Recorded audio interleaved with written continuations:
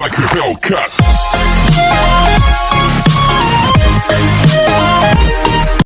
One, two, three, come on. Come on, come on.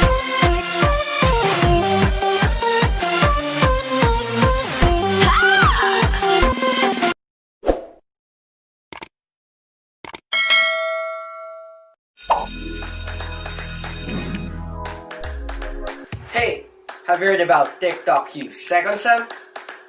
I'm Gab, and I'm going to discuss the qualifications for hashtag Edukasyon Pinoy, and to give out some tips to improve your educational content. So under this category, you can do videos about DIY and life hacks. Today, I am going to teach you how to make a simple do-it-yourself smartphone steering wheel rig. Motivation and advice. 5 things you need to stop doing if you want to be happy. Science and technology. We are going to talk about dengue. Did you know that the species that transmit dengue is called Aedes? Photography. There's the outputs. And even educational tutorials. How to remove background noises during your online classes. Now, here are some tips to improve your educational content. Maximize the text function to highlight the key points. Use green screen effect when necessary. Here are some guidelines. Video replies are not allowed. And videos must be at least 30 seconds long. Lastly, do not forget to use the hashtag Edukasyon Pinoy. Oops, that's the bell. I need to go now. Hope you all have fun creating. See ya!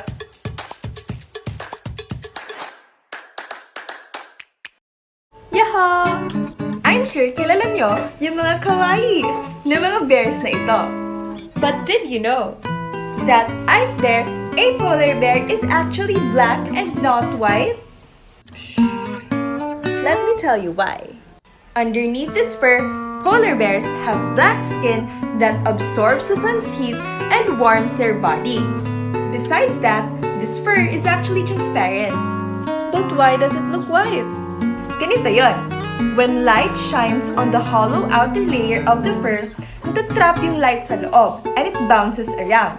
Then, when it hits a light scattering particle, mas na-enhance pa yung pagbabounce at mas nagsascatter pa yung light. So this scattering of light makes the polar bear look white. Also, keratin, which is present in human hair and in bears, give off a slight white color. With these, polar bears aren't white.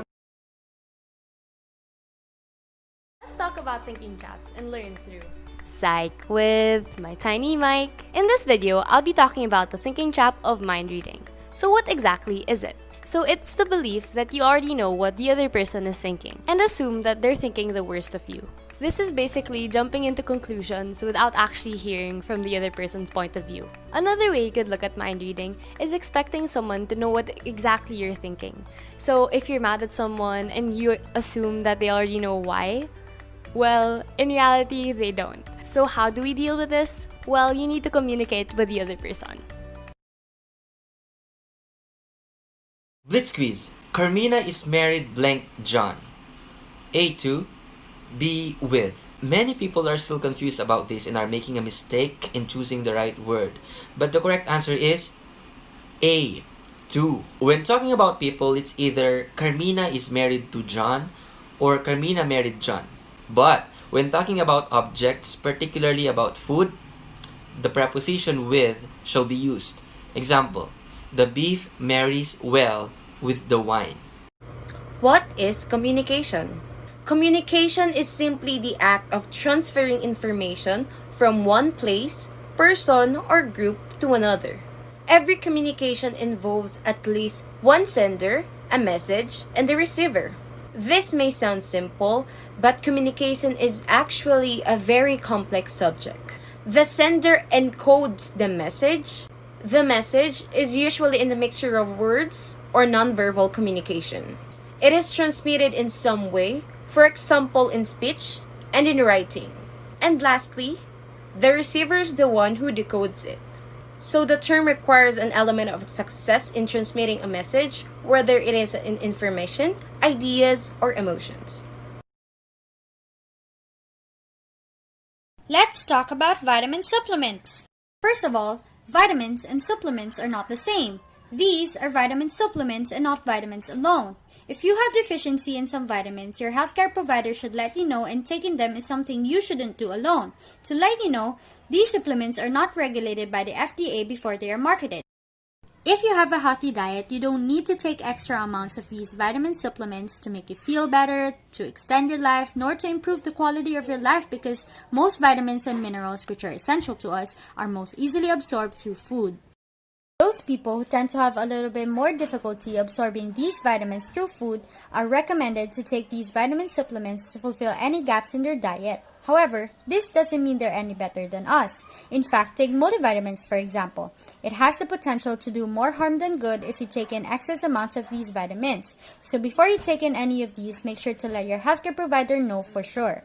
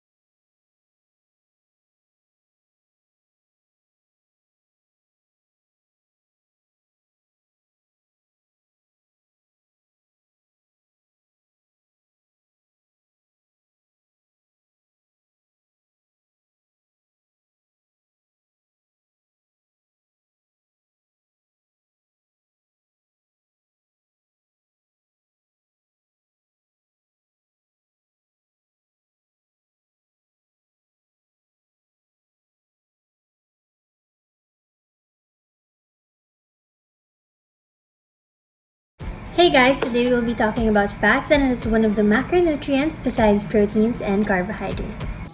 According to Harvard University, there are many types of fat, and today we'll be tackling two of them. First is what you call unsaturated fat. These are the good fat and they are beneficial to the body. Unsaturated fats could be divided into two types, monounsaturated fats and polyunsaturated fats. Examples of monounsaturated fat include pumpkin seeds, sesame seeds, avocados, almond, hazelnut, canola oil, and olive oil. While examples of polyunsaturated fat include walnuts, fish, flax seeds oil, sunflower oil, and of course omega-3, which could be found in fish. The second type of fat is called saturated fats. These are the bad fat and could be mostly found in animals.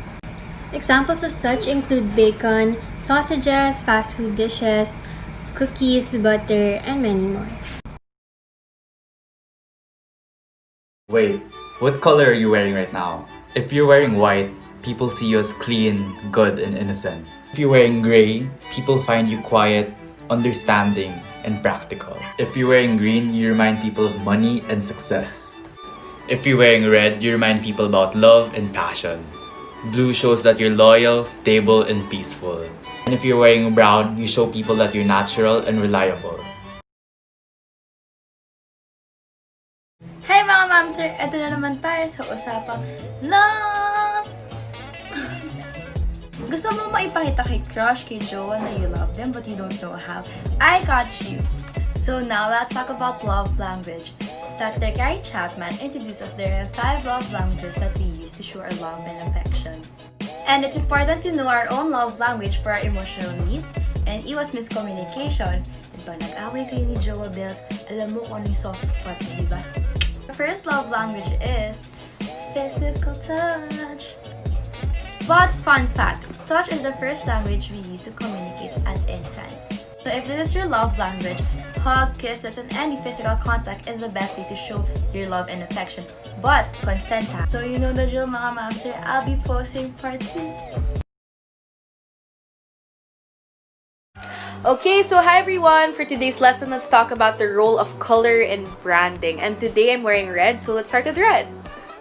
So, first of all, before we begin, why is it important to know the roles of colors in branding? So, we as humans already associate certain colors with certain values or meanings. So, as a brand, it's super important for us to know that so that we can suit how we brand our business better. So, it allows us to have better first impressions, better perceptions that will really drive purchase. So, let's start with the color red. And what does it stand for? Intensity, energy, and passion. So, if you think about it, all our favorite fast food brands, Jollibee, McDo, KFC, etc. are all in red. And nope, it doesn't make us hungry. It just simulates excited emotions in our brain that makes us want to eat, that makes us want to buy something now, and that makes us really happy. So think about Coke, think about the sale signs on mall shelves, etc. Yahoo!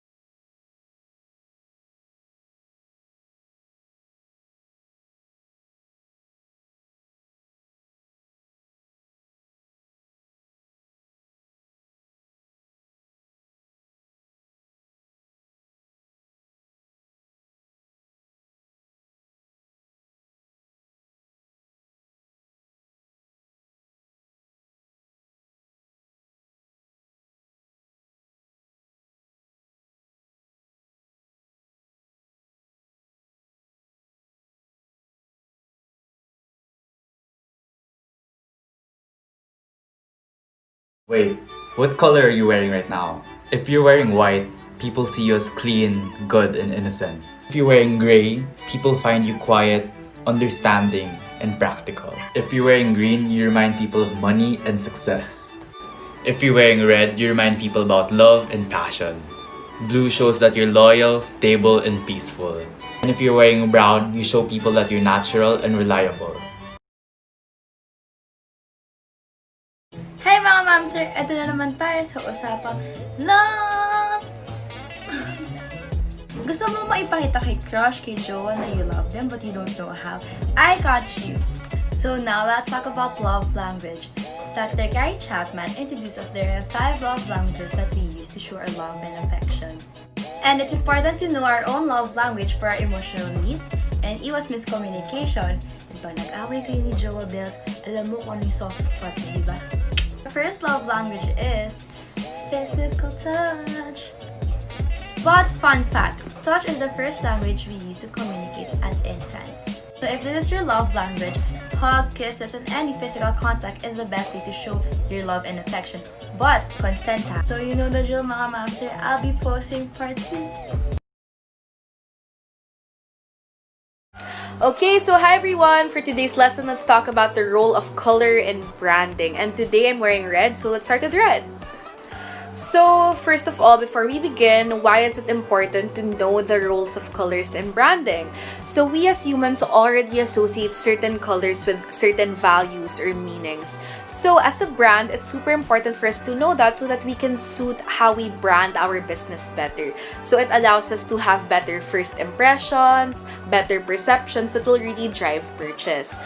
So, let's start with the color red. And what does it stand for? Intensity, energy, and passion. So, if you think about it, all our favorite fast food brands, Jollibee, McDo, KFC, etc. are all in red. And nope, it doesn't make us hungry. It just simulates excited emotions in our brain that makes us want to eat, that makes us want to buy something now, and that makes us really happy. So think about Coke, think about the sale signs on mall shelves, etc.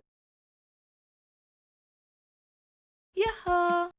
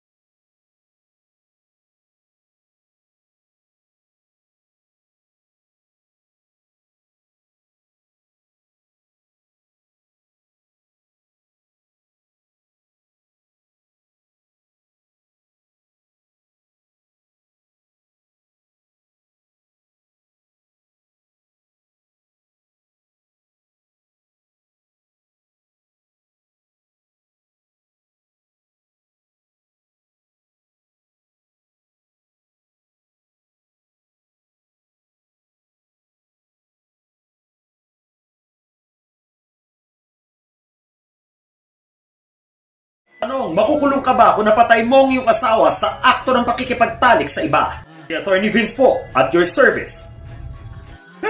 Taksil! Sinabi ng Article 247 ng Revised Penal Code, kung kayong mag-asawa ay may balidong kasal, nahuli mo ang iyong asawa sa akto ng pakikipagtalik sa iba, napatay mo ang iyong asawa o kanyang kalaguyo o silang pareho sa mismong akto o agad-agad pagkatapos ng pakikipagtalik. Pati ikaw nakabit, papatayin kita! Dapat ay wala kang pagsang-ayon sa nasabing pakikiapid katulad ng prostitusyon. Kung lahat ng ito ay present, hindi ka makukulong. Kaya mag-ingat yung may mga kabit. Ang tanging penalty ay destierro o banishment sa hindi bababa na 25 kilometers sa lugar na itatakda ng korte. Pati mga kabit mag-ingat din, lago. Sundin na nakasaad sa batas si Attorney Vince po! Boom! Today we'll talk about the lever system. We all know that the human body consists of bones, muscles, ligaments, and others. But did you know that all of that forms levers? Similar to the usual levers we see in machinery, our joints act as the fulcrum or axis. The muscles that cross the joint applies force to move the weight or the resistance, and obviously the bones act as the levers itself. There are three classes in the lever system. The first class lever system is when the fulcrum is in between the effort and the resistance, and resistance is either weight or gravity. The second class lever system is when the resistance is in between the effort and the fulcrum. And lastly, we have the third class lever system, which is when the effort is in between the resistance and the fulcrum. Have you ever wondered why does chopping onions make us cry? Well, it's because of synpropanethyl S oxide, an irritating gas that stimulates the lacrimal gland, which makes us tear up. But how? So let's break it down. Sulfur in the ground where the onions grow mixes with the onion to create amino acids called sulfoxides that turn into a dreadful gas. This serves as a defense mechanism of growing onions from predators who are looking for a snack. When an onion is cut, the lacrimatory factor synthase enzymes are released and convert the sulfoxides present in the onion to sulfenic acid. The unstable sulfenic acid rearranges itself into synpropanethyl S oxide, which goes to the air and comes in contact with our eyes. It irritates the lacrimal gland, so in response, it produces tears as protection against the irritants. So that's the reason why chopping onions make us cry. Mga nakakalasong halaman na matatagpuan sa Pilipinas, Part 3. Una, buta-buta. Ang buta-buta ay may common name na blind your eye, milky mangrove at blinding tree. Ang buta naman ay kinuha sa salitang Visayan na ang ibig sabihin ay bulag. Makikita mo ang mga tanim na ito sa mga matutubig na lugar, katulad ng mga mangrove. Ang tanim na ito ay nagtataglay ng latex, na ang latex naman ay nagtataglay ng mga toxins. At kapag natapunan ka nga ng milky juice na ito, ay magkakaroon ka ng skin blister. Alawa, talumpunay. Ang talumpunay ay tinatawag na thorn apple sa English, at ito ay may common name na kamkamaulu, kachibong, kachubong, susupan at iba pa. Kilala ang mga halaman na ito sa kanilang hallucinogenic properties. At ang mga halaman na nga ito ay mapanganib dahil sa kanilang pagiging hallucinogenic. At kapag nalunok mo ang mga bulaklak na ito ay maaari kang mamatay. Ang nakakalasong halaman na matatagpuan sa Pilipinas, Part 4. Una, castor plants. Ang castor plants ay may common name na katana, gatlawa, lansina, tangan-tangan at tawa-tawa. At alam mo ba na ang halaman na ito ay nagtataglay ng castor oil na siyang ginagamot sa mga sakit? Sa likod ng benepisyong binibigay ng halaman na ito ay nagtataglay din ito ng panganib. Sapagkat ang halaman na ito ay nagtataglay ng toxin na tinatawag na resin. At alam mo ba na kapag nakalunok ka ng 4 na buto ng halaman na ito ay magkakaroon ka ng burning sensation sa lalamunan, diarrhea, pagsusuka at pagkamatay na sanhi ng dehydration.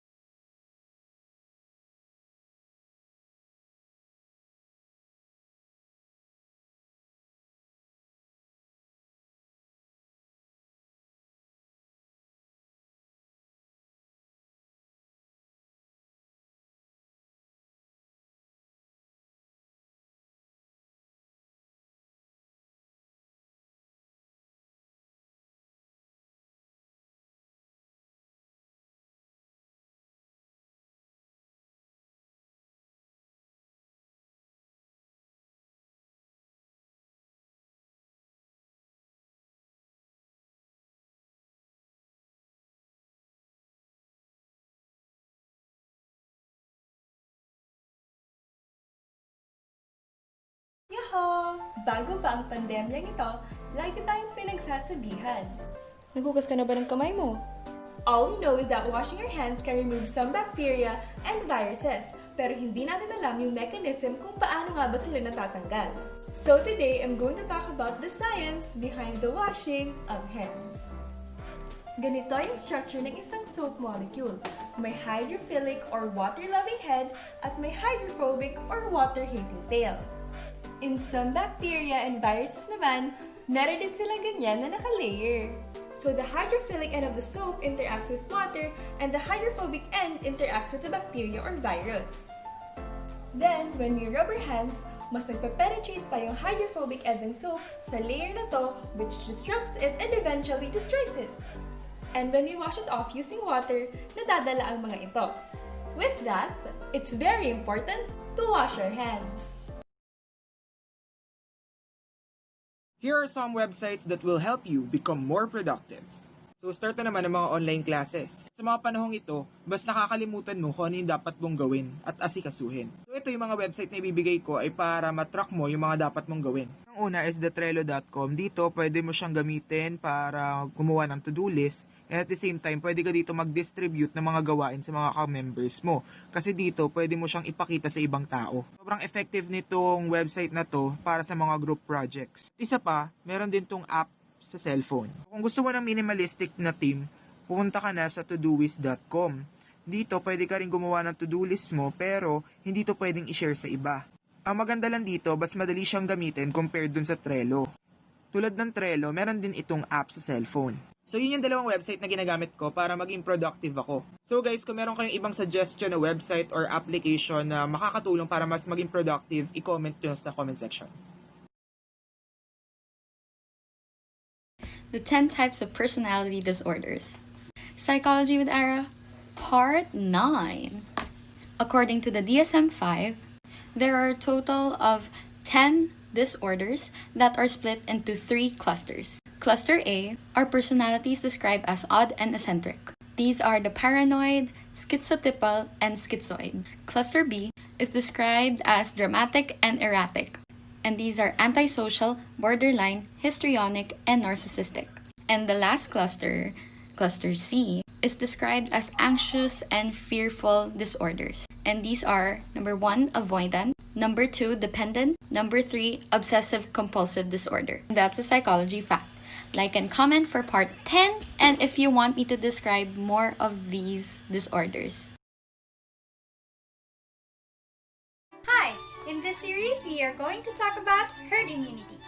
Herd immunity happens when adequate number of people in a population are immune to the virus causing the disease until such virus can no longer find susceptible host. There are 2 ways to achieve this. First is natural immunity. This is a kind of immunity that a person develops corollary to an infection. As the number of people who recovers increases, the number of people who gets immune by the virus also increases. This immunity is determined by the presence of antibodies in the blood. The problems with this approach, to name a few, are 1. There is no guarantee for how long your antibodies will make you immune to the virus and protect you from a possibility of reinfection unless proven otherwise by studies. And 2. The number of patients could overwhelm the healthcare system, leading to its collapse, thus a high number of deaths. For part 2, we are going to talk about another way to achieve herd immunity but with low cost of life. So stay tuned!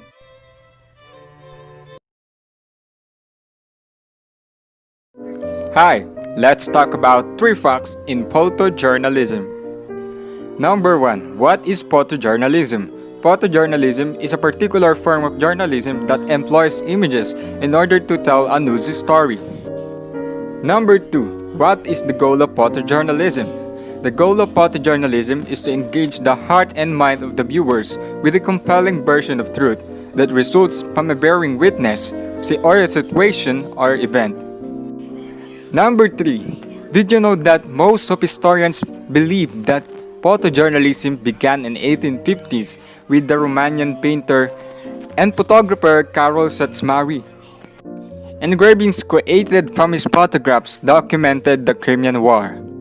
And that's the 3 facts, guys. By the way, I want to take this opportunity to thank you all for the 18.7k followers and 107.4k likes.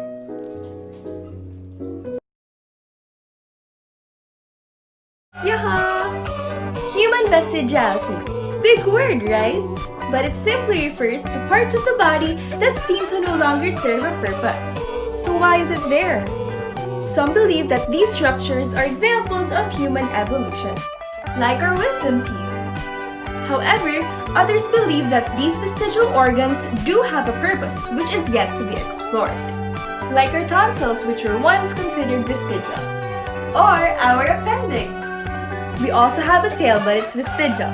During the 5th to 6th week of gestation, the human embryo has a tail, but it disappears in the 8th week as it partially fuses to form the coccyx. It is a triangular bone located at the lower part of the spine below the sacrum. However, defects could occur during the developmental stage, which causes the birth of a baby with a tail. Coconut schmoconuts. Did you know that coconuts are not actually nuts? May straw, berries na hindi naman berries, at may cocoa nuts na hindi naman nuts. So ano nga ba ang coconuts? According to botanists, they are classified as drupes, a kind of fruit. Kagaya ng nuts, it is a simple fruit, meaning galing siya sa isang flower with one ovary. Pero yung drupes ay fleshy fruits, compared sa nuts na dry fruits. Important din malaman na yung fruit ay may pericarp, composed of the exocarp, mesocarp, and endocarp. So ano yung connection nito? A drupe has a hard endocarp and a fleshy or fibrous mesocarp. Sa coconut, it's fibrous. While sa nuts, yung tatlong layers mismo ay matigas. Examples of drupes are mangoes. Coconut is not a nut. Label, check. Commitment, check. Kayo nga, pero kasing lamig yun naman yung eyes. And we are back for part 3 and this triangle tree of love. Committed, but intimacy and passion have died, then that's empty love. Ayoko yun. Legal stage or courtship stage. Commitment is motivated by passion without the influence of intimacy, then that's fatuous love. Passion has gone off the relationship, but deep affection and commitment remain. It's a personal relationship you build with someone you spend your time with or you share your life with without physical desire. And that's companionate love or best friend zone. Now you know, mga mamster, talk to your partner about and be adventurous. Char! Gusto mo bang i-delete yung account mo? Dahil meron siyang bad memories? Or talagang gusto mo lang matapos yung connection mo dun sa website na yon? Or ayaw mo na mag-social media? Basta totally gusto mo na i-delete. Ngayon, may bibigay ako sa yung website na kung saan yung website na to, bibigyan ka ng direct links para ma-delete yung account mo dun sa website na yon. So, simple lang. Magpunta lang kayo sa justdelete.me. Tapos, si ano ilalabas. Tapos, ipapakita dito yung mga account na pwede nyo i-delete. Ayan o, nakalagay dyan, easy lang. Tapos ito, hard. Ibig sabihin, madali i-delete dun sa isa. At dun naman sa isa, medyo mahirap. Tapos dito naman, impossible oh. So, ita-type ko, Twitter. So, ayan, lumabas. Twitch, saka Twitter. So, kinilik ko siya, tapos biglang yan agad yung lumabas oh. Direct na agad dun sa deactivate. So, ganun lang kadali. Marami pa mga ibang website na makikita dito na gusto nyo i-delete. So, i-check nyo na lang. Yun lang, thanks.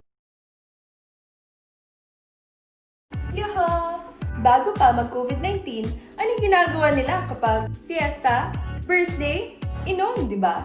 Pero paano tayo nalalasing? Today, I'm going to tell you the science behind drinking alcohol. Alcoholic drinks contain ethanol. Similar with how food travels, alcohol enters the mouth, then to the stomach, then to the small intestines, and then absorbed by the bloodstream. So when blood with alcohol enters the liver, it is converted to a toxic substance, then to a non-toxic substance, which is further broken down to materials that can be used by the body. However, if we drink more than our liver can process, we start to get drunk. So what can we do para hindi tayo malasing kaagad? We eat food, kasi if may laman yung tummy natin or we're eating while we're drinking, mas mabagal yung pag-absorb ng alcohol, so mas matagal tayong malalasing.